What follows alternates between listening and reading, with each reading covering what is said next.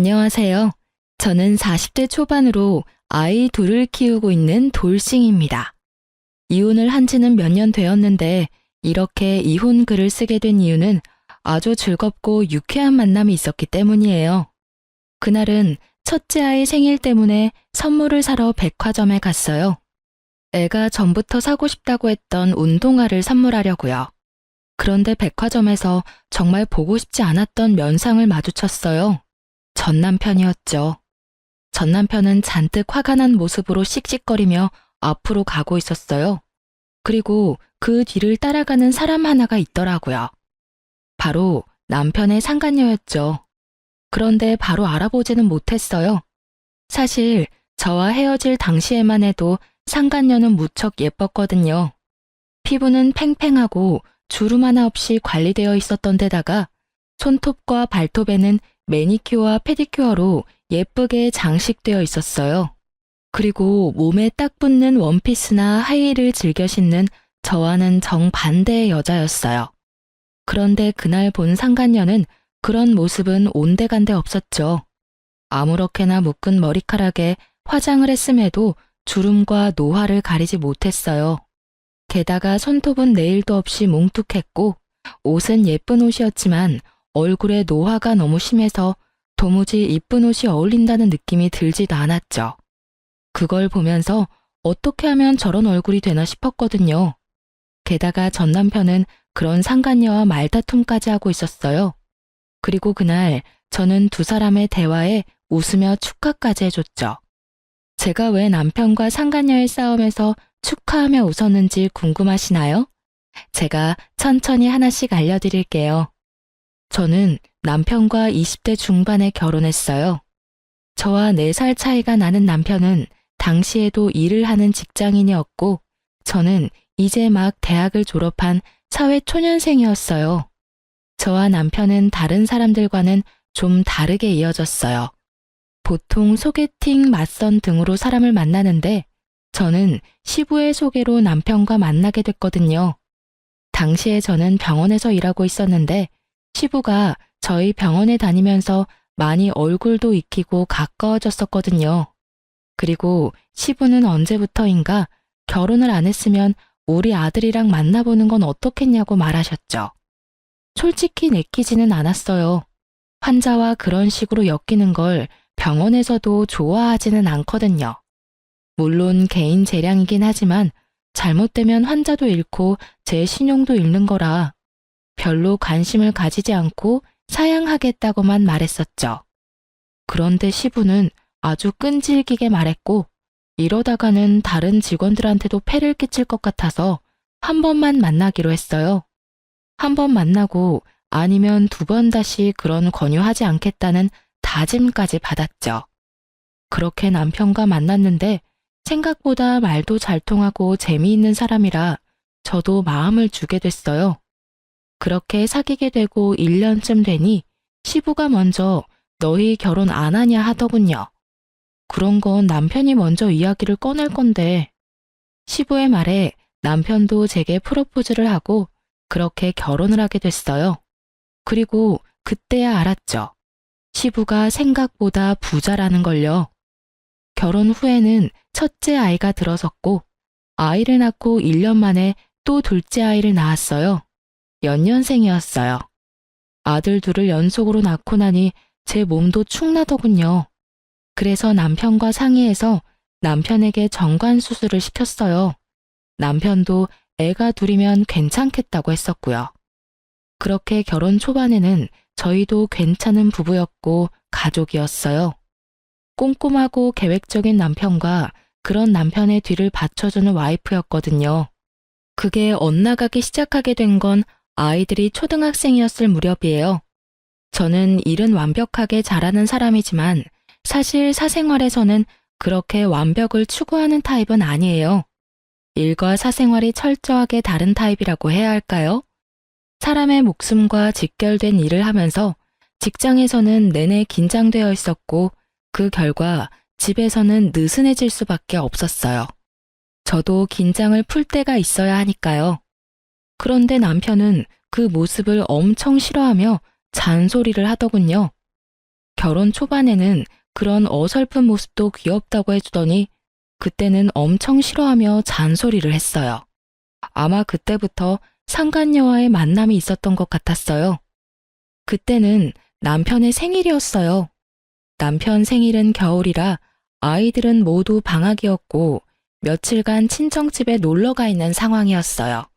그리고 저는 남편의 서프라이즈를 위해서 남편 회사 앞까지 가서 몰래 남편을 기다렸어요. 저는 남편에게 메시지를 보냈어요. 집에서 기다리고 있을 테니 얼른 퇴근하고 오라고요. 남편이 혹시라도 야근을 할까봐 그렇게 문자를 보냈고 남편은 알겠다고 대답을 보내왔어요. 그렇게 앞에서 20분쯤 기다렸을까요?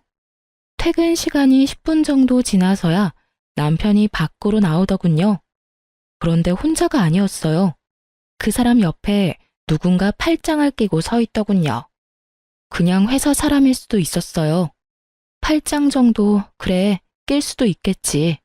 친한 사이면 그럴 수도 있겠지 하며 애써 생각했는데 그 뒤의 모습은 그런 생각을 깡그리 날려버렸어요.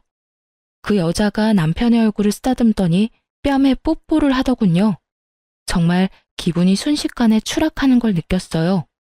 너무 흥분해서 아무 생각이 들지 않던 저는 그 모습을 보고 그제서야 폰으로 두 사람의 모습을 촬영하기 시작했어요. 그 두 사람은 남편의 차를 탔고 같이 나가더군요. 충격받은 저는 집으로 와서 앞으로의 일을 생각했어요. 한 번의 실수라고 빌고 또 빌면 그래, 용서가 가능할 거야. 애써 이룬 내 가정을 깨트리고 싶지 않았어요.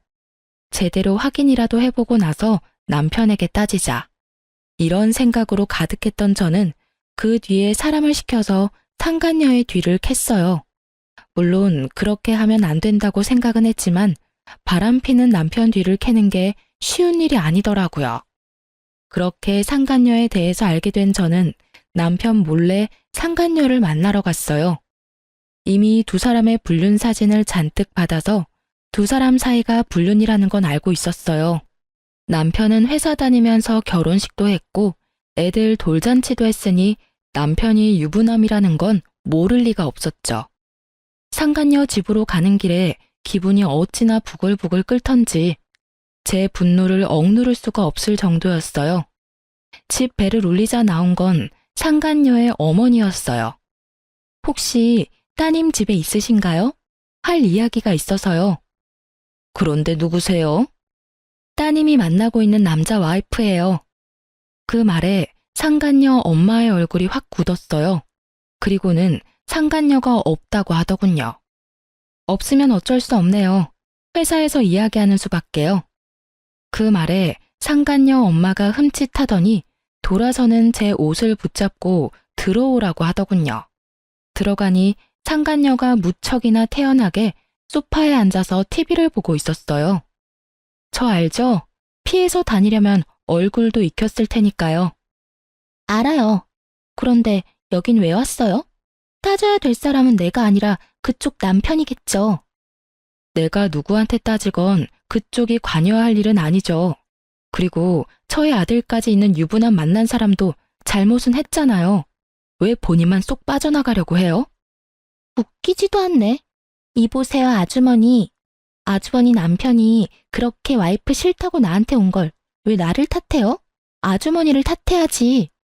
그 말을 하며 상간녀가 저를 위아래로 훑어보며 코웃음을 치더군요. 봐요. 세월을 고스란히 맞은 얼굴에 센스 없는 옷. 머리도 질끈 묶어서 수수하기 짝이 없는데 어떤 남자가 그런 여자한테 끌려요? 솔직히 지나가는 남자 100이면 100, 아주머니는 싫다고 할 건데 그 사람이라고 다르겠어요? 그걸 지금 말이라고 해요? 아주 당당하네. 따님을 어떻게 가르쳤으면 불륜을 저지르고도 본처한테 이렇게 당당한 사람으로 키운 거죠? 어머니라면 딸이 잘못된 길로 가려 한다면 말렸어야죠. 우리 애가 뭐가 잘못했어요? 아니, 막말로 우리 딸 혼자서 좋아서 불륜이 됐겠냐고. 그쪽 집 남편도 우리 딸 좋아하니까 그렇게 됐겠지. 그럼 당신이 남편 단속을 잘하던가. 남편 잡아두지도 못하면서 어디 와서 본처 행세야? 자기 모자란 건 생각도 않고 여기 와서 남의 딸한테 뭐라 하는 건지. 당신 여기 온 거 당신 남편이 알고 있어요? 가족들이 단체로 쓰레기네. 딸이 상간녀가 된 게 뭐가 잘못이냐고 할 정도면 그래, 상간녀 되고 싶으면 그렇게 해. 그런데 나 이혼 절대 안 해줄 거야. 둘이서 몰래 만나든 대놓고 만나든 알아서 해. 그런데 그거 알지? 내가 이혼 안 해주면 너는 행복한 상간녀 되는 거고 나는 불행하지만 권리는 다 가진 본처 되는 거야. 내 아들은 그 사람 호적에 들어가고 네 자식은 호적에도 못 올리는 혼외 자식이지. 그 사람은 아줌마랑 이혼하고 저랑 결혼하겠다고 했어요. 이혼하는 건 당신이라고. 나는 그 사람하고 정식으로 재혼할 거야. 그래, 언젠가는 그렇게 해. 근데 그렇게 되기 전까지는 넌 상간녀야. 그리고 그 사람이 욕구 푸는 도구고. 처음이라서 봐주려고 했는데 넌 정말 답이 없네. 저는 그렇게 말하고 일어섰어요. 두 사람이 말도 못하고 꿈뻑거리고 있더군요. 잘해봐 어디. 나는 절대로 손해보고는 안 뺏겨. 내가 여자로서 불리하긴 하지. 근데 법적으로는 내가 훨씬 유리하잖아. 안 그래? 그럼 상간녀 소송 걸 테니까 알아서 준비 잘하고 있어. 등기는 회사로 보낼 테니까. 그 말에 상간녀 얼굴이 완전 하얗게 질렸어요. 저는 그 얼굴 보며 비웃어주며 밖으로 나왔죠. 안에서 상간녀 소리 지르는 소리가 밖으로 퍼져나오는데 정말 너무 시원했어요. 그렇게 한탕하고 집에 오니 남편이 저를 기다리고 있더군요. 당신 나랑 이야기 좀 해. 설마 그 여자 집에 갔다 왔어? 당신이 거길 왜 가? 그 여자랑 아무 사이도 아니야. 당신이 그냥 민폐 끼친 거라고. 그 여자는 다르게 말하던데 누가 진짜를 말하는 거야? 그리고 당신 지금 나한테 그 여자 집에 왜 갔냐고 따질 때가 아니지. 여기서 따져야 할 사람은 당신이 아니라 나야. 불륜남. 그 타이틀이 갖고 싶었어? 그래서 회사 직원이랑 바람나서 즐겁게 놀았어? 그런 거 아니야. 그냥 좀 가깝게 지내는 사이고 잠깐 그런 사이가 됐을 뿐인 거지. 당신이 너무 과하게 생각하는 거라고. 불륜이라기보다는 일탈이라고 생각하는 게 맞지. 그 여자한테 그렇게 진심은 아니었다고. 그래? 그럼 다행이네. 사실은 그 여자 정리 안 하면 당장 아버님께 이야기하려고 했거든. 이틀 전에도 당신 바쁘다고 하고 그 여자랑 모텔에서 뒹굴 때 시댁 가서 아버님, 어머님이랑 밥 먹고 근처 놀러 갔다 왔거든. 좋아하시더라. 아들은 부모님한테 신경도 안 쓰는데 며느리가 신경 써주니 이보다 좋을 수 없다고 하시면서 그런 아버님이 아들 불륜 소식을 들으면 얼마나 화내실지 나도 모르니까 알아서 잘 처신해. 그 여자 이름, 주소, 전화번호, 사진 한 번만 더 내 눈에 띄면 그때는 이런 생각하지도 않고 바로 아버님께 다 이야기해버릴 거니까. 당신 진짜 너무하다. 매번 그렇게 아버지 어머니 인질로 내세우면 좋아? 인질? 누가 인질인데? 당신이 그런 짓만 안 했으면 내 행동은 그냥 시부모 생각하는 착한 며느리가 할 행동 아니야? 그리고 경고하는데 상간녀한테 위자료 소송할 거야. 그거 당신이 대신 내주면 나 진짜로 가만 안 둬? 제 말에 남편이 조용해졌어요. 시부는 시끄러운 걸 무척 싫어하시는 분이었거든요. 물론 그보다 더 큰 이유는 우리 집 재정의 거의 대부분을 시부에게 의존하고 있다는 사실 때문에 남편은 시부를 거스를 수가 없는 거예요. 결국 남편은 상간녀를 정리하기로 했어요. 제가 보는 앞에서 두 사람은 헤어지기로 하고 각서를 쓰고 확답까지 받았어요. 그렇게 표면적으로는 평화가 찾아왔지만 남편은 여전히 저를 피하고 있었어요. 저도 남편에 대한 신뢰가 바닥나 버렸어요. 집안은 내내 아슬아슬하게 굴러갔어요. 그래도 가정은 지켜냈다는 생각은 들었어요. 그 이후로 저는 상간녀에게 위자료 소송을 걸었어요. 등기는 회사로 보냈죠. 그 등기에 회사에서 한바탕 난리가 났다고 하더라고요. 저야 신경 쓸 일 아니죠. 열어보지 않는 한 남편 이름이 나오는 것도 아니고 말이죠. 자폭해서 남편에게 달려가서 소리라도 친다면 더 속이 시원했을 텐데 그런 이야기가 나오지 않은 걸 보면 불륜남이 누구인지는 이야기 안 한 모양이에요. 결국 상간녀는 일을 그만뒀고 퇴사 후 퇴직금으로 제게 위자료를 줬어요. 그렇게 일이 일단락되는 듯 했는데 그 뒤로 남편의 행동이 수상하더군요. 꿍꿍이가 있는 모양인지 제가 한 집안일에 매번 트집을 잡고 그걸 이유로 화를 내기 시작했어요. 청소가 꼼꼼하지 못하다, 세탁이 위생적이지 못하다, 요리가 맛없다, 남편 내조를 안 한다. 아주 가지가지 내용으로 저를 트집 잡고 화를 냈어요. 저는 한 귀로 듣고 한 귀로 흘렸죠. 제가 못하고 있는 일이 아니었으니까요. 몇 년간의 부부 생활로 저도 어느 정도 집안일에 익숙해진 데다가 제가 못하는 부분은 한 달에 한 번 청소 도우미를 불러서 깔끔하게 정리까지 하는데 문제가 있을 리가 없었어요. 그런데도 남편은 무조건 트집을 잡아 문제를 만들기 시작했어요. 그리고 몇 달이 지나자 남편이 본심을 드러내더군요. 당신이랑 못 살겠어. 이혼해줘. 집안일이고 뭐고 다 내 마음에 안 든다고. 꼼꼼하지도 않고 깨끗하지도 않고 솔직히 이 집에 머물고 싶지도 않아. 구체적으로 어디가 어떻게 마음에 안 드는지 말해봐. 요리? 한식 자격증까지 따서 매일 다른 요리 해주는데 청소? 매일 청소기 돌리고 이틀에 한 번 걸레질하고 음식물 쓰레기도 매일 처리하는데 세탁? 흰 빨래, 검은 빨래, 속옷, 수건 다 따로 세탁하는데 어디가 문제인 건데? 셔츠에 바지까지 다 다림질을 해놓잖아. 그리고 한 달에 한 번 사람 불러서 대청소하고 어디가 문제냐고. 그러니까 내 마음에 안 든다고. 당신이 잘하고 못하고를 떠나서 이런 식으로 하는 거 마음에 안 든다고. 그냥 진짜 이유를 대. 당신 여전히 그 여자랑 정리 안 했잖아. 내가 모를 줄 알았어? 눈만 가리면 다 가리는 줄 알았지? 그 여자 퇴사하고 나가면 내가 모를 줄 알았어? 당신이 이상하게 트집 잡을 때 벌써 상간녀 뒷조사 다 했거든? 재미 잘 봤더라. 자식 새끼들 놔두고 젊은 년이랑 바람피니까 회춘하는 기분이디? 이혼? 이혼하고 싶으면 당신이 아버님한테 허락받아. 그러면 이혼해 줄 테니까. 그 여자가 그렇게 마음에 들면 데리고 와서 이야기하라고. 나 대신 그 여자가 더 젊고 예쁘고 능력 있어서 같이 살고 싶다고. 당신이 직접 아버님한테 말하라고. 그 정도도 못하는 거면 내가 이혼은 왜 해줘? 저는 이번에도 시부를 입에 올렸고 애석하게도 이번에는 남편에게 통하지 않았죠. 남편이 제 집안일을 트집 잡은 건 제게 흠을 만들어 어떻게든 잘 빠져나가 보려고 했던 거니까요. 그 흠을 시부에게 말하면 이혼을 허락받을 수 있다고 생각했던 것 같아요. 남편이 당당하게 말하더군요. 같이 시댁으로 가서 아버지한테 이야기하자고요. 너 진짜 후회 안 할 자신 있어?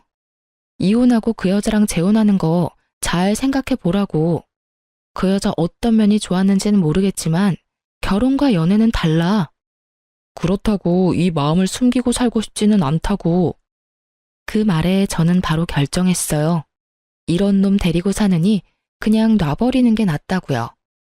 그런데 쉽게 놔줘버리면 둘이서 하하호호 할 텐데 그건 너무 싫었거든요. 그래서 저는 남편에게 말했어요. 그래, 가자. 시댁으로 가. 가서 당신이 다 말하고 이혼 허락 받아. 솔직하게 말해서 이 결혼 아버님이 노력해서 한 결혼이야. 그분 속이고 싶지 않으니까 당신이 직접 말해. 결국 남편과 저는 시댁으로 향했어요. 시부는 아무것도 모른 채 갑자기 들른 아들 내외를 무척 반갑게 맞아주셨죠. 아이고, 우리 며느리 왔어? 자, 어여 이리 와서 앉아. 뭐 먹을래?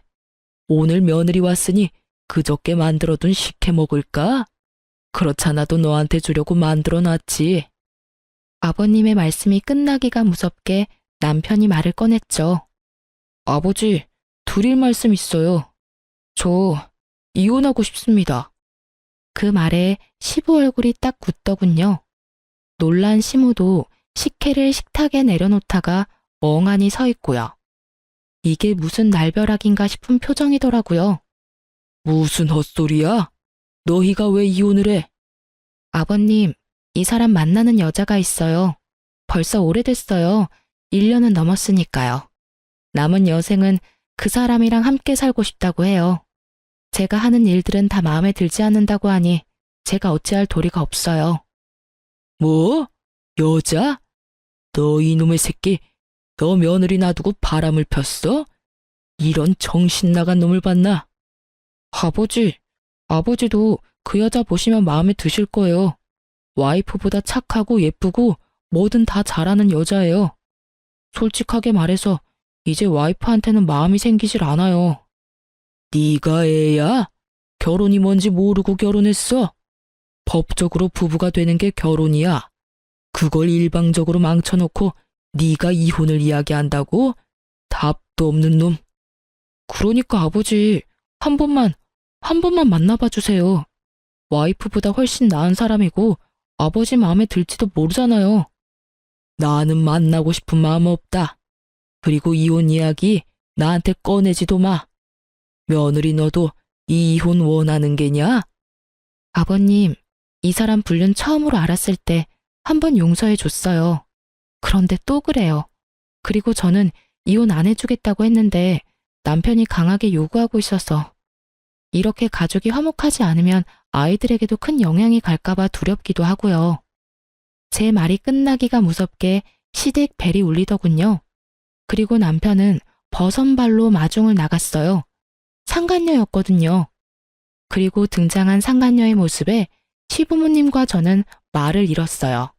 몸에 딱 붙는 원피스는 허벅지까지 훤히 보이도록 올라갔고 다리에 스타킹도 신지 않았는지 맨발로 들어오더군요. 게다가 손톱과 발톱에 형형색색 네일과 페디큐어는 예전에 제가 본 것보다 더 화려하고 무거워 보였고요. 그리고 거실로 들어오니 그녀의 몸에서 확 하고 짙은 향수 냄새가 풍겼어요. 안녕하세요, 아버님. 처음 뵙겠습니다. 아주 씩씩하게 인사를 하는 상간녀를 보는 남편도 살짝 당황한 눈치였어요. 어른을 보러 오는 자리에 그런 차림이 그다지 좋지 않다는 걸 모르는 듯 하더군요. 그저 아름답고 예쁘게 자신을 포장하기만 된다고 생각하는 듯 아주 예쁘고 아름답고 비싸게 자신을 포장했더라고요. 아버님, 어머님, 비록 저는 오빠와는 늦게 만났지만 정말로 좋은 가정을 꾸릴 수 있을 거라고 생각해요. 저기 있는 여자는 성격도 나쁘고 집안일도 못해서 매번 오빠에게 혼만 나는데도 절대로 이혼 안 해주겠다고 하더라고요. 정말 얼마나 이기적인 사람인지. 걱정 마세요. 저와 오빠가 결혼하면 제가 내조는 확실하게 할 테니까요. 그래서 아가씨가 우리 며느리보다 낫다고?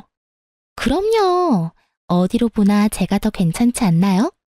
자기 관리도 못하고 집안일도 안 하는 여자보다는 제가 오빠에게 더 잘 어울린다고 확신해요. 게다가 저 여자는 저희 집에 찾아와서 막무가내로 오빠와 이혼 안 해주겠다며 저를 상간녀라고 욕하고 때리기까지 했거든요. 없는 이야기를 만들어내는 상간녀를 보니 화가 나기보다는 한숨만 났어요. 이 여자는 대체 왜 이렇게 지레만 밟을까 싶었죠. 정말로 저런 여자랑 결혼하고 싶어서 며느리랑 이혼을 하고 싶다고? 시부가 남편에게 물었어요. 남편이 우물쭈물하더니 그러더군요. 아버지, 모자란 점이 있으면 가르치면 되고 부족한 점은 채우면 되잖아요. 제가 이 여자를 좋아해요. 그러니까 제발 인정해 주세요. 이혼 제발 허락해 주세요. 그 말을 듣던 시부는 속이 타는지 식혜를 들고 입으로 가져갔어요. 그런데 한참을 마시지를 않고 있더니 갑자기 식혜를 남편과 상간녀에게 뿌려버리더라고요. 다들 갑작스러운 상황에 깜짝 놀랐어요. 이게 뭐야? 아버지, 왜 이러세요? 너 이제부터 우리 집 자식 아니다. 저런 근본도 없는 여자를 데려와서 뭐라고? 이혼을 허락해줘? 네가 정신이 나갔나 보구나. 그런 놈한테는 매가 답이지. 너한테 눈깔이 있으면 좀 봐라. 저 여자 어디가 며느리보다 낫다고 말하는 거야? 그치만 아버지. 어른들 집에 오면서 피부는 훤히 드러내고는 냄새는 또 얼마나 나냐. 늙은 노인들 집에 오려니 냄새 날까봐 그리 팍팍 양념을 쳤어. 저런 모자란 여자를 우리 집 며느리로 받으라고? 내 눈에 흙이 들어와도 절대 안 돼. 우리 집안 내 대에서 망하는 꼴 보고 싶지 않으니 당장 나가. 네가 하는 말은 아무것도 안 들어줄 거다. 나가. 결국 남편과 상간녀에게는 축객령이 떨어졌고 함께 나가려던 저를 시부가 붙잡아서 같이 나가지는 못했어요. 못난 아들 때문에 미안하다. 내가 이러려고 너랑 아들을 결혼시킨 게 아닌데 많이 힘드냐? 내가 아들놈 두드려 패서라도 사람 만들어 놓을 테니까 그리 걱정 말아라. 아버님 마음도 알고 말씀도 너무 고맙지만 사람 마음이라는 게 간단히 돌아서는 게 아니잖아요. 저번에 외도 걸리고도 남편이 여전히 그 상간녀 만나는 거 보면 남편이 그 여자 많이 좋아하는 건 확실한 것 같아요. 그렇게 되면 제가 설 자리도 없어지는 건 맞고요. 좀 더 남편과 대화를 해보고 어떻게 할지 말씀드릴게요.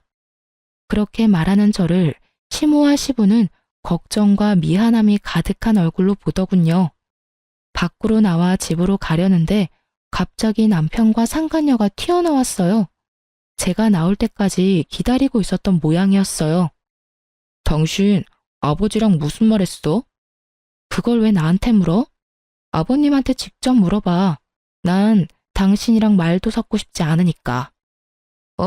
미치겠네. 당신이 이혼을 해주면 될 일이잖아.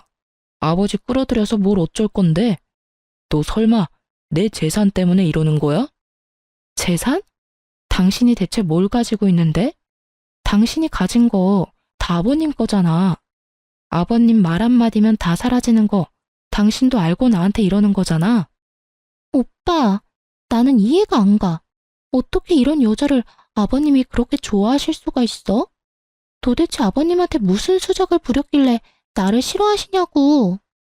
상간녀의 그 말에 저는 웃음이 튀어나오더군요. 그걸 모르다니 당신이 잘 좀 가르쳐줘. 어른 집에 그런 꼴로 오면 누구나 욕하겠지. 그리고 넌 모르나 본데 남편과 나는 아버님이 엮어준 사이야. 그 정도로 마음에 들어서 아들까지 소개시켜줬는데 너 같은 애 왔다고 그 마음이 흔들리겠어? 고생이네. 아무것도 모르는 애 교육시키려면 아주 힘들겠어. 어쨌든 아버님하고 이야기해. 잠깐만. 이렇게 가지 말고 그럼 이렇게 하자. 당신이 나랑 이혼해주면 당신이 원하는 대로 뭐든 해줄게. 이혼만 해줘. 솔직히 내 손에 살 수 있는 건 다 할 테니까. 응? 사랑에 애달아하며 저한테 매달리는 남편을 보니 우라가 치밀더라고요. 어떻게 상간녀 하나 때문에 저한테 뭐든 다 해주겠다는 말을 할 수가 있어요? 어떻게? 저는 남편에게 화가 잔뜩 난 목소리로 말했어요. 뭐든지? 그래, 내가 원하는 거 말해줄게. 당신과 내가 사는 신혼집, 그거 나한테 줘. 재산 분할 아니고 아의 명의를 내 이름으로 달라는 이야기야. 그리고 두 아들, 양육권, 친권도 내가 원해. 내 배로 낳은 내 새끼고 저 여자가 나한테 저렇게 나를 세우는데 내 자식들이 저 여자한테 나쁜 짓 당하지 않는다는 보장도 없잖아? 그리고 이 두 가지 조건을 절대로 번복하지 않겠다는 법적 효력이 있는 약속도 필요하고. 제 말에 상간녀가 더 열받아 하더군요. 그 집이 왜 당신 집이야? 결혼할 때 한 푼도 안 해왔다며. 그럼 그건 오빠 집이지. 이 여자 진짜 완전 돈에 환장했네. 오빠, 주지 마. 이 와중에 상간녀는 우리 애들 이야기는 또 쏙 뺐더군요. 생각하는 거 딱 보면 척이죠. 자기가 남편과 결혼해서 애 낳으면 그 애한테 모든 재산이 갈 거라는 생각으로 아이들 친권과 양육권은 저한테 주라는 거겠죠. 집은 생각해 보겠는데 친권은 혹시라도 내가 그 수술한 것 때문에 애가 안 생길 수도 있고, 그렇게 치면 첫째는 내가 데려가야 할 것 같은데. 그럼 이혼 못하는 거지. 이야기 다 끝났어? 제가 강경하게 나가자 남편이 잠깐 고민하는 듯 하더니 결국 알겠다고 하더군요. 알았어. 그렇게 하지. 집은 당신 명의로 돌려줄 테니까 나중에 다른 소리 하지 말고. 그거야말로 내가 원하던 바야. 줬다가 뺐지나 마. 오빠, 그 집 주면 어떡해. 그럼 우린 어디서 살아? 괜찮아. 집 얻을 돈은 있고, 무엇보다 아버지가 우리 결혼 허락해주면 그것보다 더 좋은 집 해달라고 하면 되지.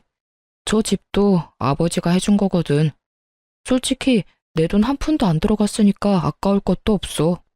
그 말 들으면서 웃음이 어찌나 나는지, 시부가 무슨 생각으로 두 사람을 허락해줄 거라고 생각하는지 그 이유를 모르겠더라고요.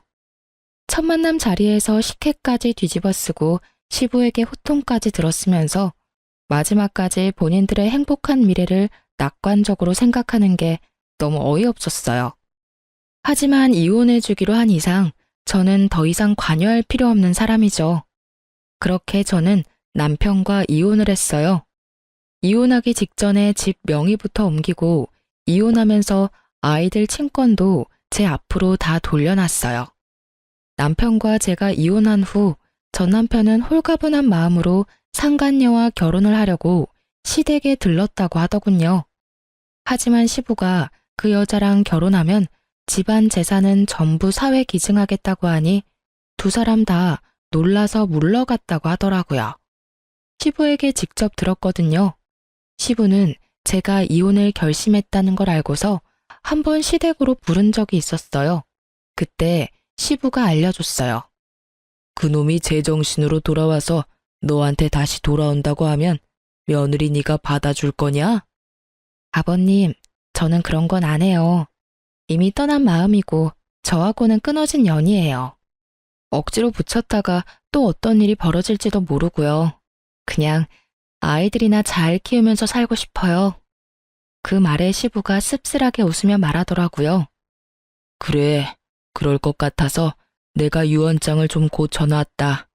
그놈이 제정신 차리고 그 여자랑 안 만나고 있으면 내 재산 조금은 물려줄 것이고 여전히 그 여자랑 만나면 한 푼도 남기지 않겠다고 말이다.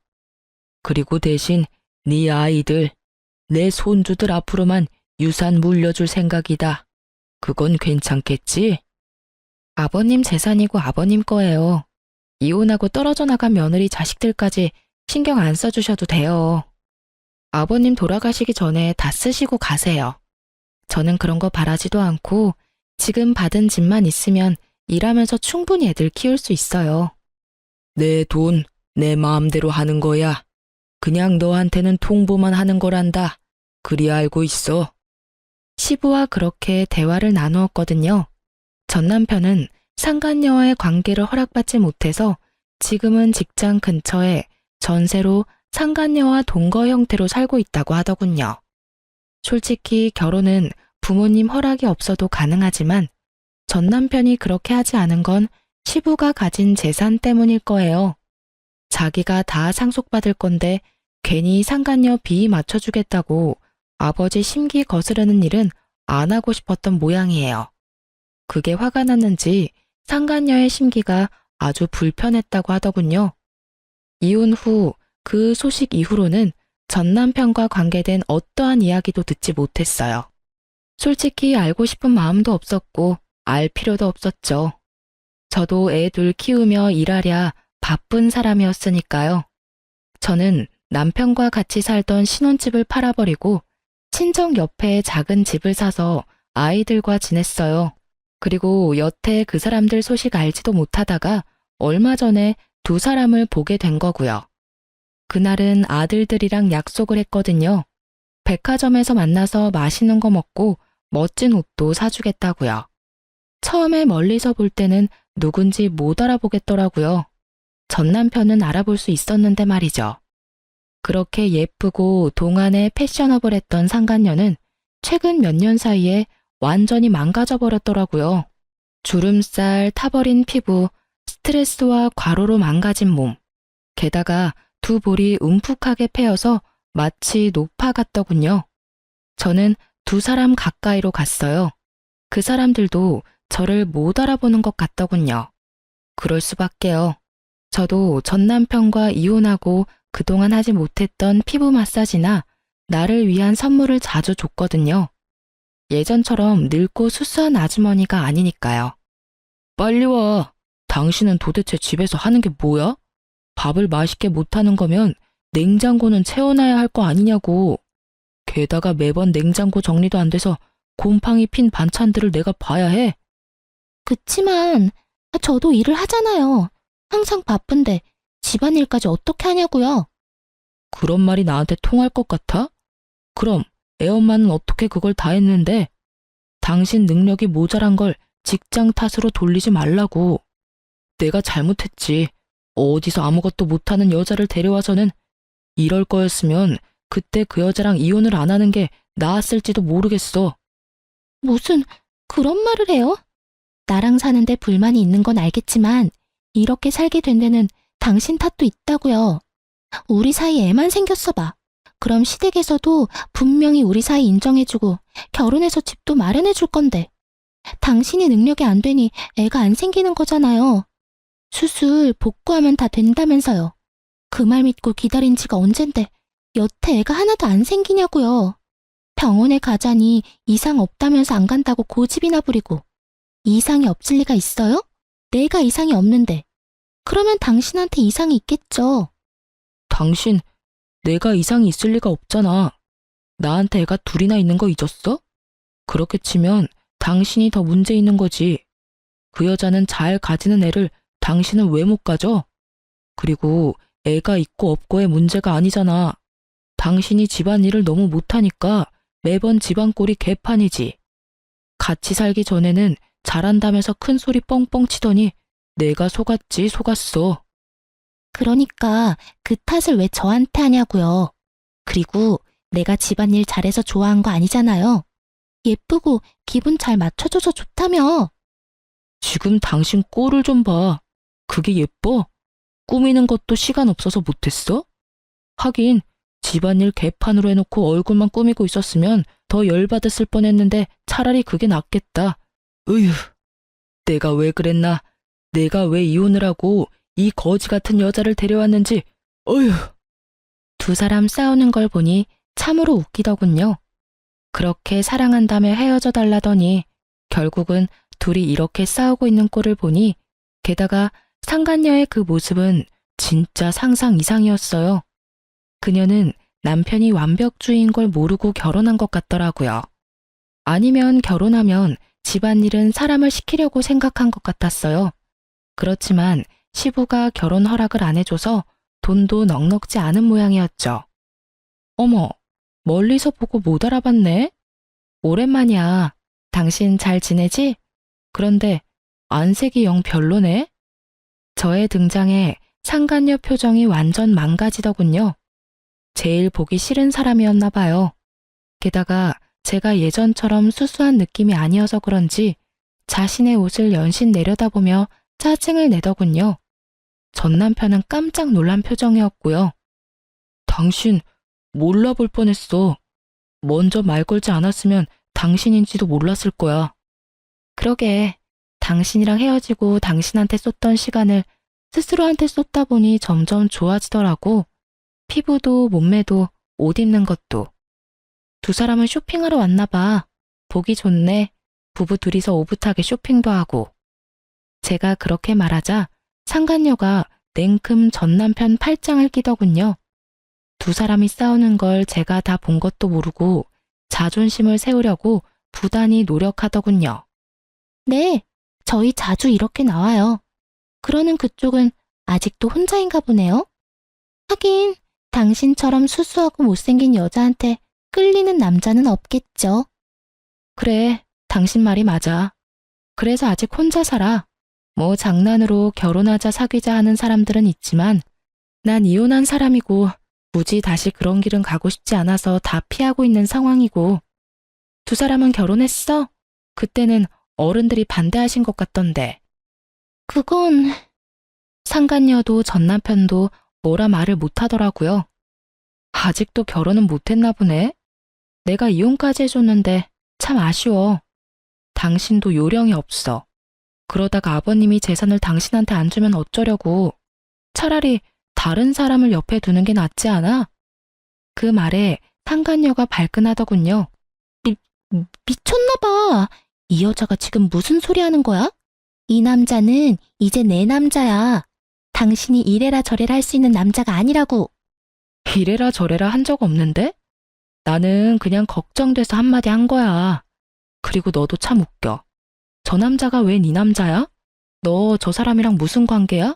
애인이지? 와이프는 아니잖아. 하긴 그런 관념이 좀 희박한 사람이긴 했지. 남의 남자 꼬셔서 데려가서는 별 볼 일 없는 남자로 만들어버렸으니까. 그것도 재주라면 재주고. 근데 지금은 그 예쁜 얼굴은 다 어디 가고, 세상에, 이렇게 늙어버렸어? 어쩌다 이렇게 됐어? 평생 예쁠 것처럼 굴더니. 애인이라도 당신은 전처잖아. 관계가 없는 거면 당신이 다 없지. 그러니까 할 수 있는 말이지. 당신 나랑 헤어지고 저 여자랑 살아보니 좋아? 얼굴색이라도 좋아 보였으면 이런 이야기 안 했을 텐데. 너무 건강이 좋지 않아 보여서 그런 말 한 거야. 하긴 당신은 내가 하는 집안일들도 그다지 좋게 보지는 않았으니까. 집안일은 익숙치 않아도 예쁜 여자랑 살아서 좋을 거야. 그치? 전 남편은 뭐라 말도 못하고 한숨만 푹푹 내쉬고 상간녀는 저를 향해 한껏 적대심을 드러내며 소리 지르더군요. 이 여자가 무슨 소리 하는 거야? 우리 이제 곧 결혼할 거야. 아버님만 허락해주면 지금 당장이라도 결혼할 거라고. 그러니까 아버님을 어떻게 설득할 건데? 여태까지 결혼 허락도 못 받은 주제에 내가 모를 줄 알았어? 너 시댁 갈 때마다 퇴짜 맞는다며? 그래도 안 떨어져 나가는 거 보면 두 사람 사랑 진짜 대단하다, 그치? 두 사람 다 그런 몰골로 돌아다녀도 좋을 만큼 사랑하는 거면 됐어. 당신 그만해. 너도 그만하고. 둘 다 사람 많은 데서 큰 소리 내서 싸우지 마. 싸우긴 누가 싸워? 나는 당신 축하해 주려는 거야. 그 여자를 사랑한다며 헤어진 당신이 나랑 살 때보다 불행해 보여서 축하해 주고 싶었거든. 아까 둘이 싸울 때부터 다 봤거든. 두 사람이 행복하게 잘 살았으면 축하해 줄 생각도 없었을 텐데 두 사람이 불행해 보이니까 도리어 축하해 주고 싶은 마음이 드는 거 있지? 다른 사람 불행하게 만들고 너희들끼리 재미 보면 내 마음이 어땠겠어? 그런데 둘이 이렇게 나쁜 걸 보고 나니 마음이 한결 편해지고 이제야 두 사람 인정해주고 싶은 마음이 들어서 두 사람 함께 살고 있는 거 축하해. 그런데 찐사랑은 찐사랑이네. 그렇게 싸우고 지지고 볶으면서도 헤어지지 않는 거 보면 앞으로도 쭉 그렇게 살아. 저는 그렇게 축하해주고 백화점으로 총총총 걸어갔어요. 상간녀가 분해서 악소리를 지르고 짜증내는 걸 다 듣고 있었어요. 그리고 멀리서 아들들이 보이더군요. 아들들은 전 남편 자기 아버지가 있는 걸 확인하고도 가까이 올 생각을 안 하더군요. 첫째가 저한테 핀잔을 줬어요. 엄마, 괜찮아? 저런 사람들이랑 엮이지 말라고 했잖아. 엄마만 상처받는다고. 이제야 겨우 정상으로 돌아오고 있는데. 우리 아들, 엄마 걱정했어? 근데 너희 아버지 너무 안색이 안 좋아 보여서 말을 걸어버렸어. 너희도 인사하지 그랬어? 우리더러 저런 사람한테 인사하라고? 싫어. 어디 가서 소문이라도 나면 어떡해? 바람 피우고 이혼한 아버지 있다는 이야기하는 것보다 차라리 아버지 돌아가셨다고 하는 게 나아. 둘째가 그렇게 이야기하는 걸 보니 참 만감이 교차하더군요. 어쩌다 아버지를 이렇게 싫어하게 됐나 싶었죠. 그러곤 아이들과 식사하러 갔죠. 애들을 보면서 그런 생각이 들었어요. 부모가 아이들에게 인정받지 못하는 게 가장 비참한 거 아닌가 하고요. 본인은 그런 걸 모르고 있겠지만 그 뒤로 전 남편에게 전화가 간간히 왔지만 다 무시했어요. 어떤 이야기이든 저한테 도움되는 일은 아닐 테고 이렇게 이혼한 마당에 안부 인사하러 전화하지는 않을 테니 말이죠. 게다가 여태껏 연락 한 번 없다가 연락 오는 것도 수상쩍은 일이긴 하잖아요. 귀가 더럽혀지기 전에 차단한 거예요. 이혼 글을 쓰면서도 그때의 상간녀 모습이 떠오르네요. 예쁜 얼굴과 미모가 천년만년 갈 것처럼 굴던 상간녀가 완전히 망가져 있는 걸 보니 세월 앞에 장사 없다는 말이 실감나기도 했죠. 그 두 사람을 마주치고 나서는 아주 작게 남아있던 응어리도 싹 다 사라진 기분이 들었어요. 그래서 글을 쓰게 된 거고요. 제 글을 읽고 즐거우셨으면 좋겠어요. 저 정말 즐거운 마음으로 글을 썼거든요. 남의 눈에 눈물 나게 만들면 본인 눈에는 피눈물 난다는 걸 상간녀가 몸소 실천해줘서 참 기쁘고요. 읽어주셔서 정말 감사합니다. 그리고 즐거운 하루 보내세요.